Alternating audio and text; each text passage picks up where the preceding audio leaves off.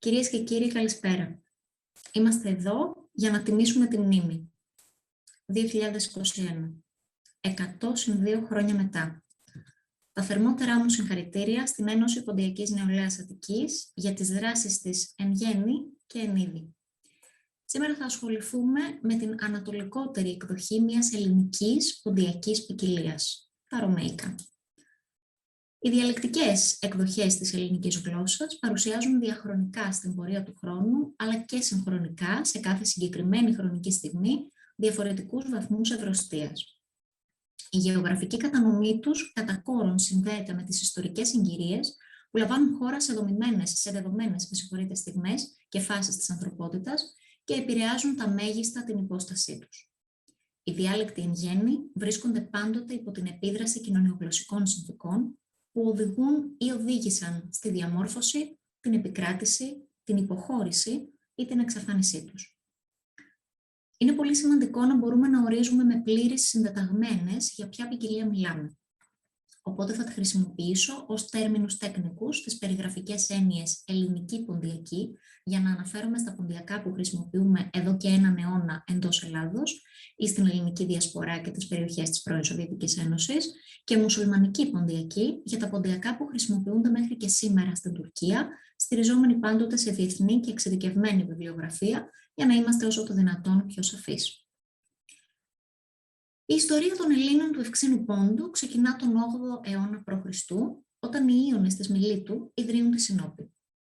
Στη διαχρονία της γλώσσας του Πόντου διακρίνονται στοιχεία και καταβολές της αρχαίας Ιωνικής. Η ελληνική διάλεκτος του Πόντου, όπως την ονομάζει ο Δημοσθένης Οικονομίδης, διαμόρφωσε τη φυσιογνωμία της μεταξύ πολλών άλλων γλωσσών, όπως τουρκική, αρμενική, τις γλώσσες της ευρύτερης Ανατολίας, τη ρωσική ή άλλες ευρωπαϊκές. Σύμφωνα με το Φωτιάδη, σε απογραφή του 1911 καταγράφηκαν 18 διαφορετικοί λαοί: Τούρκοι, Αρμένοι, Λαζοί, Γεωργιανοί, Κυρκάσοι, Κούρδοι, Ευρωπαίοι και άλλα που συνυπήρχαν εθνολογικά και γλωσσικά στην περιοχή του Πόντου. Η ποντιακή διάλεκτος μιλήθηκε στις νότιες ακτές του Ευξήνου Πόντου και το εσωτερικό της Μικράς Ασίας, με δυτικό άκρο την Ινέπολη, ελληνιστή Ιουνόπολης, και ανατολικό την Ριζούντα, το Ρίζεον και την Κολχίδα. Στην ενδοχώρα, στην ευρύτερη περιοχή της Τραπεζούντας, στη Χαλδία με κέντρο την Γιουμούς Χανέ, Αργυρούπολης, στην Κρόμνη, τη Σάντα, τη Ματσούκα, τις περιοχές των μεταλλίων Αγντάγ Ματέν, Μπουγά Ματέν, Γιουμούς Ματέν και Διάρμπακυρ, ενώ από τις αρχές του 20ου αιώνα στον Κάφκασο και την Νότια Ρωσία.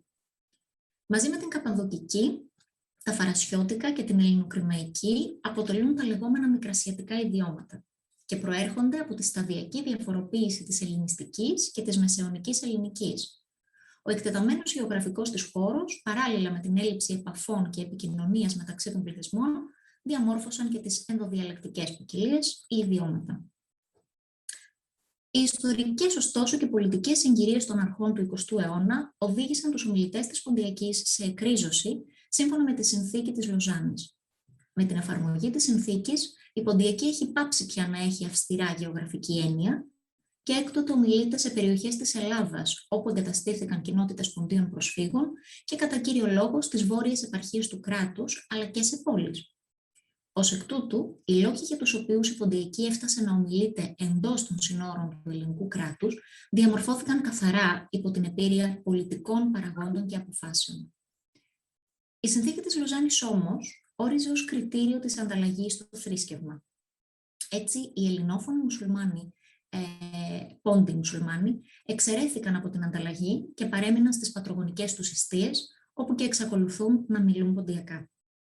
Οι ποντιόφωνοι του σημερινού Πόντου αποτελούν τη μοναδική ομάδα γηγενών ελληνόφωνων που ζουν ακόμη μέχρι τώρα στη Μικρά Ασία. Σήμερα υπάρχουν ελληνόφωνοι, ποντιόφωνοι πληθυσμοί στις επαρχίες Όφεως και Τσαϊκαρά, ανατολικά της Τραπεζούντας, αρκετά μακριά από τη Μαύρη Θάλασσα. Οι κάτοικοι των περιοχών αυτών είναι ως επιτοπλίστων απόγονοι εξισλαμισθέντων χριστιανών που ασπάστηκαν το Ισλάμ από την περίοδο της άλωσης της Κωνσταντινούπολης και της Τραπεζούντας έως το δεύτερο μισό του 17ου αιώνα, οπότε και οι εξισλαμισμοί κορυφώθηκαν σημαντικά και αργότερα. Τα ιδιώματα της Ποντιακής, όπως ακριβώς όλα τα περιφερειακά ιδιώματα, αυτά δηλαδή που αναπτύχθηκαν και ομιλήθηκαν μακριά από την επικράτεια της κυρίως Ελλάδας, διατηρούν σημαντικό βαθμό αρχαϊσμών, ακριβώς λόγω της απόστασής τους, η οποία δεν νοείται μόνο γεωγραφικά και χωροταξικά, αλλά και ιστορικά και κοινωνικά και πολιτικά. Οι ιστορικοπολιτικές συνθήκες μέσα στις οποίες διαβιούσαν οι ομιλητές τους ήταν πολύ διαφορετικές σε σχέση με τις εντός ελλαδικού χώρου συγκυρίες. Αυτό σημαίνει εν ολίγης πως στον ίδιο χρόνο η ελληνική γλώσσα που ομιλήθηκε από ελληνικούς πληθυσμούς στην Ανατολία, Οθωμανική Αυτοκρατορία, διαφέρει σημαντικά από την ελληνική γλώσσα που ομιλήθηκε εντός Ελλάδος. Αντίστοιχα, η μουσουλμανική ποντιακή που ομιλείται σήμερα στην Τουρκία διαφοροποιείται σημαντικά από την ποντιακή διάλεκτο του 1923, η οποία μεταφυτεύτηκε στην Ελλάδα και η μορφή της εξελίχθηκε ή και άλλαξε μέχρι σήμερα από την ελληνική ποντιακή. Έτσι λοιπόν, η μουσουλμανική ποντιακή δεν δέχτηκε νεότερες επιδράσεις από την πανελλήνια καθομιλουμένη κοινή νέα ελληνική γλώσσα. Η διαμόρφωσή της, ωστόσο, επηρεάζεται σήμερα από την τουρκική, κατά αναλογία με την επιρροή της ελληνικής στην ελληνική ποντιακή σήμερα, καθώς η τουρκική γλώσσα είναι φυσικά στην Τουρκία η μοναδική γλώσσα της υποχρεωτικής εκπαίδευσης, των μέσων μαζικής ενημέρωσης και γενικότερα του γραπτού λόγου, και άρα η ισχυρή γλώσσα με την οποία η ποντιακή της Τουρκίας έρχεται σε επαφή. Ποντιόφωνοι μουσουλμάνοι ονομάζουν τη διαλεκτική ποικιλία που χρησιμοποιούν Ρωμαίικα από το τουρκικό Ρούμτζα. Ο όρος Ρωμαίικα ήταν ο πιο κοινός όρος που χρησιμοποιούνταν από τους περισσότερους ελληνόφωνους για να δηλώσουν την ομιλούμενη γλώσσα τους. Έχει μάλιστα ιδιαίτερο ενδιαφέρον ότι οι ίδιοι τους λένε «εμείς αυτή τη γλώσσα μιλούσαμε. Τα τουρκικά τα μάθαμε μετά». Κάτι που φυσικά επιβεβαιώνει πως τα Ρωμαίικα ήταν η μητρική τους γλώσσα. Κατά καιρούς, το γλωσσολογικό ενδιαφέρον της επιστημονικής κοινότητας και δι' της παγκόσμιας, ήδη από το τελευταίο τέταρτο του 19ου αιώνα, ήταν εμφανές. Θα αναφέρω ενδεικτικά μόνο κάποια ονόματα ερευνητών και μελετητών για να αποδείξουν ότι η έγνοια για την ποντιακή και τα ποντιακά δεν περιορίζεται μόνο μεταξύ μας και μόνο στους στενούς ή μέτερους κύκλους. Πρόκειται για ζητήματα που αφορούν την παγκόσμια ακαδημαϊκή διανόηση για αιώνες τώρα. Ενδιαφέρον λοιπόν για την ποντιακή έδειξαν Έλληνες πόντιοι αλλά και ξένοι μελετητές, όπως ο Γερμανός φιλόλογος Μιχαήλ Ντέφνερ, ο οποίος το 1876 ταξίδευσε στην Τραπεζούντα, γνώρισε τον δάσκαλο και μετέπειτα διευθυντή του φροντιστηρίου Τραπεζούντας Ιωάννη Παρχαρίδη και από κοινού πραγματοποίησαν επιτόπια έρευνα στην επαρχία του Όφη. Από το 1878 κυκλοφορούν δημοσιεύματα και γλωσσάρια του Ντέφνερ για την ποντιακή, ενώ σήμερα σπουδαίο μέρος του υλικού του βρίσκεται στο Κέντρο Ερεύνης Ελληνικής Λαογραφίας της Ακαδημίας Αθηνών. Ο Δημοσθένης Οικονίδης, κατεγόμενος από την Αργυρούπολη, εκπώνησε διδακτορική διατριβή για την φωνητική της ποντιακής, η οποία κατατέθηκε στο Πανεπιστήμιο της Λειψίας στη Γερμανία. Άλλος γνωστός επιστήμον, ο Ντόκινς, ερευνητής και μετέπειτα καθηγητής βυζαντινής και νεοελληνικής φιλολογίας στο Πανεπιστήμιο της Οξφόρδης, επισκέφτηκε τον Πόντο το 1914. Τον πρόλαβαν όμως οι εξελίξεις του Πρώτου Παγκοσμίου Πολέμου και δεν ολοκλήρωσε το αρχικό του πλάνο για τη μελέτη της ποντιακής. Το 1931, ωστόσο, ο Ντόκινς δημοσιεύει 7 παραμύθια από την περιοχή του Όφεως και 16 από τα Σούρμενα, περιοχές όπου η διάλεκτος έχει διατηρήσει έναν εξαιρετικό αριθμό αρχαίων στοιχείων, μαζί με άφθονο, αδημοσίευτο διαλεκτολογικό υλικό που βρίσκεται στη βιβλιοθήκη του Taylor Institution στην Οξφόρδη. Ακόμη, ο Μάικλ Μίκερ, Καναδός ανθρωπολόγος, προβαίνει σε κοινωνιογλωσσολογική μελέτη και περιγραφή το 1971 και ο Πίτερ Μάκριτς, καθηγητής της νέας ελληνικής γλώσσας του Πανεπιστημίου της Οξφόρδης, επισκέπτεται τον Πόντο το 1885 και συλλέγει γλωσσικό υλικό από το Σάραχο. Περιορίζομαι σε αυτές τις αναφορές γιατί στις περιοχές αυτές που έμεινε και επιβίωσε, γιατί σε αυτές τις περιοχές είναι που έμεινε και επιβίωσε η διαλεκτική ποικιλία των Ρωμαίικων. Μέσα από τη σύνδεση όλων αυτών των στοιχείων μπορούμε να μιλήσουμε για ελληνοφωνία στον Πόντο. Στην απογραφή του 1965, 4.535 κάτοικοι του νομού Τραπεζούντας δήλωσαν ως μητρική τους γλώσσα την ελληνική. Οι περισσότεροι ελληνόφωνοι συγκεντρώνονται μέχρι σήμερα στην Τόνια και 6 γειτονικά χωριά, σε 6 χωριά των Σουρμένων και σε 30 χωριά της περιοχής του Όφεως στην κοιλάδα Τσαϊκαρά. Μάλιστα, στα τέλη της δεκαετίας του 1980, επιβεβαιώνεται από τις παρατηρήσεις ότι οι άνθρωποι, ακόμα και τα μικρά παιδιά, ήξεραν ρωμαϊκά, παρόλο που χρησιμοποιούσαν κυρίως τα τουρκικά και δει μπροστά σε αγνώστους. Ωστόσο, ακόμη και στον καιρό που πραγματοποιήθηκαν αυτές οι επιτόπιες μελέτες, ήταν πολύ δύσκολο να δοθεί άδεια από τις τουρκικές αρχές για έρευνα σε ζητήματα ελληνικής γλώσσας. Αντιλαμβάνεστε πως ελόχευαν σημαντικοί κίνδυνοι.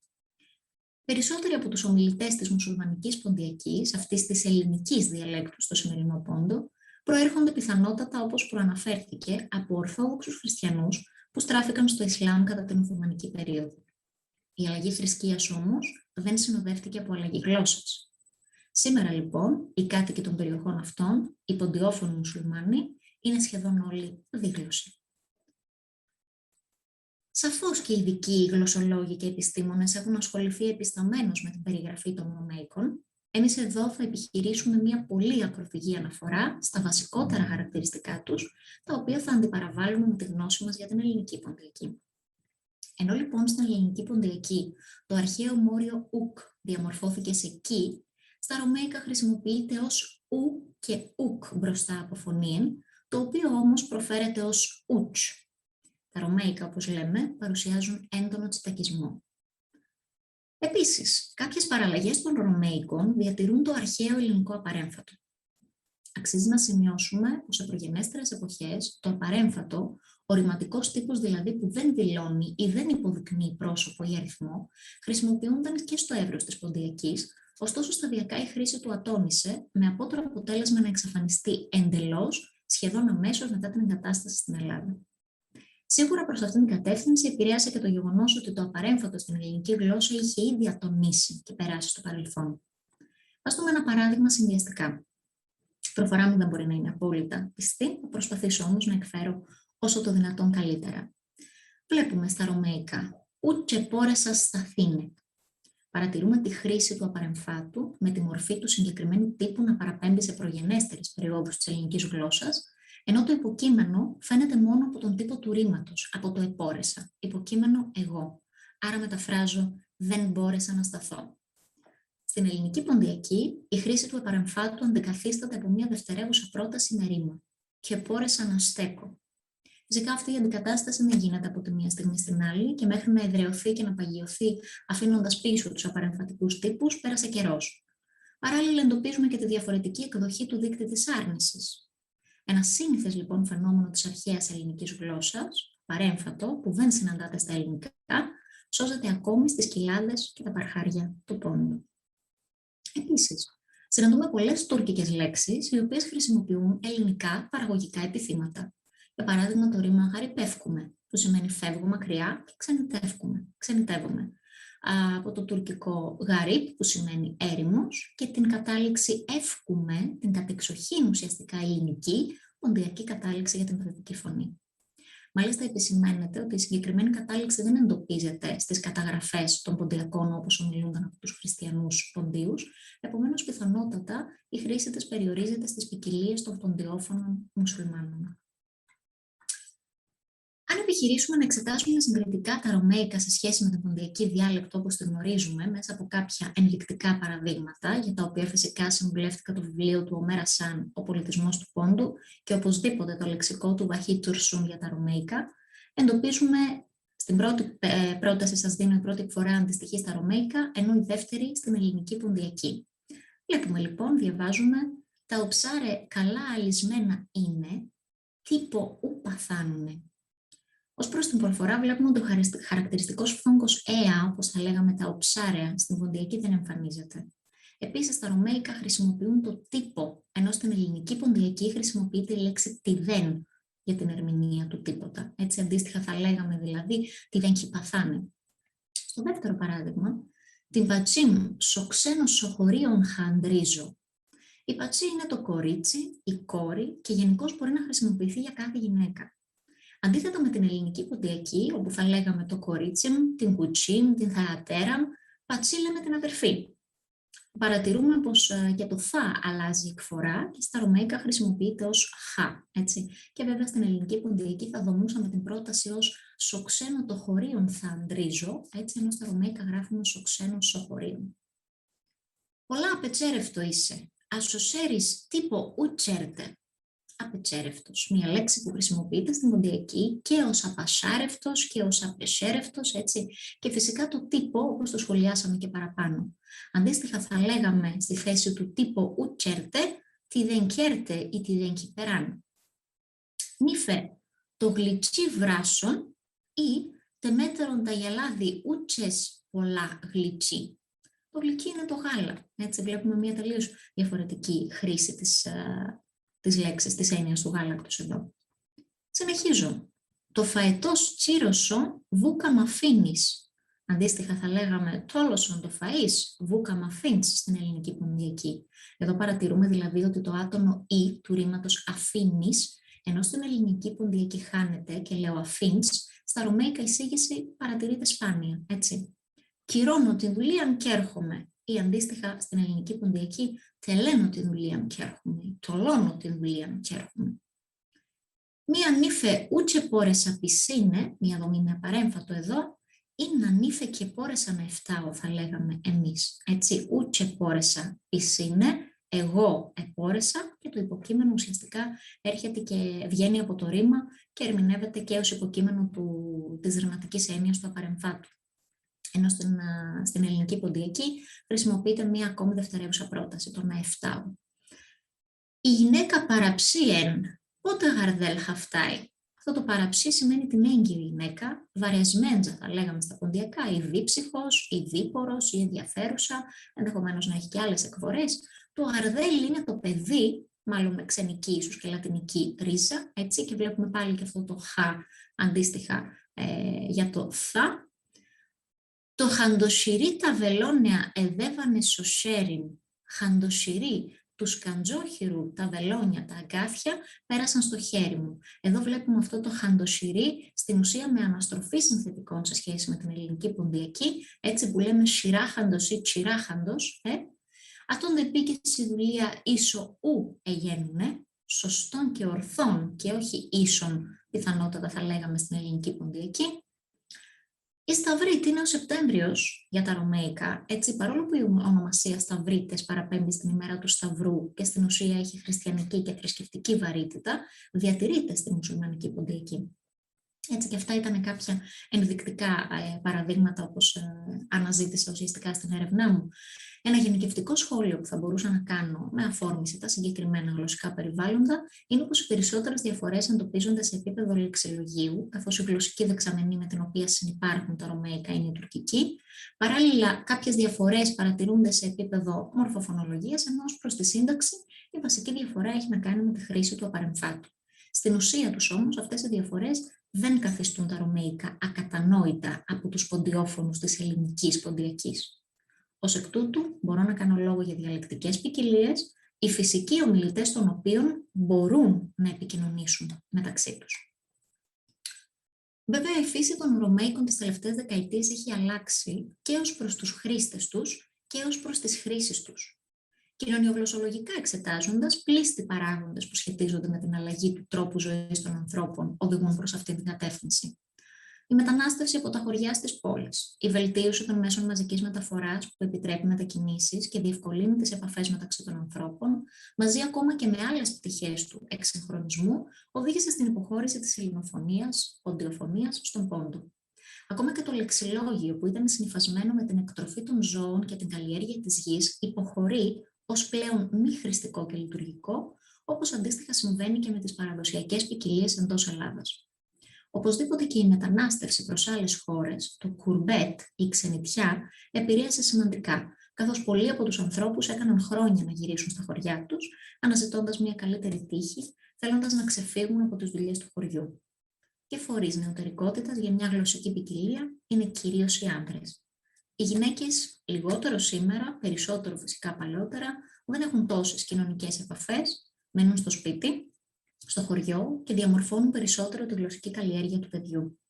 Ακόμα η πλήρης ένταξη στην εκπαίδευση, η καθιέρωση των μέσων μαζικής ενημέρωσης και η σταδιακή μετατόπιση των νεότερων προς την τουρκική γλώσσα, που πια είναι δείκτης κοινωνικής υπεροχής, Το γεγονός ότι όλο και υποχωρούν κοινές δραστηριότητες, η εργατεία για παράδειγμα, που κάποτε ήταν σημαντική συνήθεια των ανθρώπων, και υποχωρούν παράλληλα και οι κοινωνικές συναναστροφές μεταξύ τους, ακόμη και στα χωριά, συμβαίνουν επίσης την υποχώρηση των Ρωμαίικων ως προς τη χρήση και τα πεδία όπου επιλέγεται από τους ομιλητές ως γλωσσικός κώδικας, αλλά και ως προς τους χρήστες, καθώς οι φυσικοί ομιλητές και η γλωσσική τους καλλιέργεια με τα Ρωμαίικα ως μητρική γλώσσα των παιδιών σήμερα περιορίζονται σημαντικά. Γιατί τα παιδιά σήμερα και στην Τουρκία και στην Ελλάδα έχουν πολύ λιγότερο γλωσσικό εισαγόμενο, εκτίθενται δηλαδή σε ελάχιστο ή μηδαμινό ερέθισμα ποντιακής. Οι άνθρωποι προφανώς διακατέχονται από κίνητρα επιβίωσης. Συνεπώς, η μετατόπιση προς την υψηλή ποικιλία, εμπροκειμένου την τουρκική γλώσσα, είναι κάτι περισσότερο από βέβαιη. Στην ουσία, εδώ δεν είναι ευθύνη του γλωσσικού συστήματος. Είναι ευθύνη κατά κόρον του εξωγενούς πλαισίου, έξω από τη γλώσσα, και το ζήτημα είναι κοινωνικό και βαθιά πολιτικό. Το κοινωνιογλωσσικό περιβάλλον είναι πολύ σημαντικό. Το κοινωνικό και το ιστορικό συγκείμενο, γιατί κάθε γλωσσικό σύστημα κάπου τοποθετείται. Αυτόν τον συγκεκριμένο τόπο και χώρο πρέπει να μπορούμε να λαμβάνουμε υπόψη και να τον μετρούμε, γιατί μόνο έτσι θα μπορούμε να δίνουμε τις εξηγήσεις μας για τις αλλαγές και την αλλαγή που υφίσταται μια γλώσσα. Οι διάλεκτοι λοιπόν βαθμιαία εγκαταλείπονται από τους ομιλητές τους, κάτω από την επίδραση άλλων διαλέκτων ή άλλων γλωσσών, ανάλογα πάντοτε με την επικράτεια στην οποία χρησιμοποιούνται. Αν τώρα στρέψουμε το βλέμμα αφενός στα Ρωμαίικα ως γλωσσική ποικιλία που απορρέει από την ελληνική και συνδέεται και ιστορικά αλλά και λαογραφικά με την κουλτούρα των χριστιανών Ελλήνων, και αν στρέψουμε το βλέμμα αφετέρου στην επικράτεια στην οποία χρησιμοποιούνται, μπορούμε να προβληματιστούμε αναφορικά με το πόσο θεμιτή είναι είτε η χρήση τους είτε και η μελέτη τους στην Τουρκία. Μπορεί εντός εισαγωγικών επίσημα να μην υπάρχει κάποιο θεσμικό πλαίσιο που να απαγορεύει, ανεπίσημα όμως πιέσεις, είτε από τον κρατικό μηχανισμό, είτε μεμονωμένα από ανθρώπους, λειτουργούν ως τροχοπέδι. Οι ελευθερίες των ποντιόφωνων στην Τουρκία είναι σαφώς περιορισμένες, καθώς από παλιά υφίσταντο εκφοβισμό για την χρήση των Ρωμαίικων στα σχολεία τους και παρενέσεις να καταγγείλουν όποιον τα μιλούσε. Προσωπική μου εκτίμηση, εξ όσων έχω διαβάσει και μελετήσει για το θέμα, είναι πως οι άνθρωποι αυτοί ήταν συνειδητά ή ασυνείδητα τραυματισμένοι, καθώς βίωναν έναν επιθετικό στιγματισμό και μια περιθωριοποίηση. Συνελώνται πίν. Δεν θέλει και πολύ στην Τουρκία για να θεωρηθεί κάποιος διασπαστής, διαμελιστής ή επικίνδυνος. Συνεπώς, ακόμη και η επίδειξη ενδιαφέροντος για τα Ρωμαίικα μπορεί να γίνει κόκκινο πανί και να εγείρει σημαντικά προβλήματα. Και οπωσδήποτε όλη αυτή η κατάσταση καθιστά τους ποντιόφωνους ενοχικούς απέναντι στα Ρωμαίικα και σίγουρα όχι ελεύθερους να τα χρησιμοποιούν, έτσι, και ασκεί σοβαρές πιέσεις και στη γλώσσα και στους χρήστες της. Και αυτό θα το αφήσω εδώ έτσι με αποσιοποιητικά, δεν θα το αναλύσω περαιτέρω για να λειτουργήσει εν είδη προβληματισμού. Επιλογικά λοιπόν, ο Πίτερ Μάκριτς, προλογίζοντας το λεξικό του Βαχίτ Τουρσούν, γράφει μεταξύ άλλων πως κάθε γλώσσα έχει τον δικό της ιδιαίτερο τρόπο να βλέπει και να νιώθει τον κόσμο, έτσι ώστε το άθροισμα των γλωσσών του κόσμου να είναι ισοδύναμο με το άθροισμα της ανθρώπινης εμπειρίας. Όταν μια γλώσσα εξαφανιστεί, η ποικιλομορφία του ανθρώπινου πολιτισμού και της εμπειρίας μειώνεται και φτωχαίνει.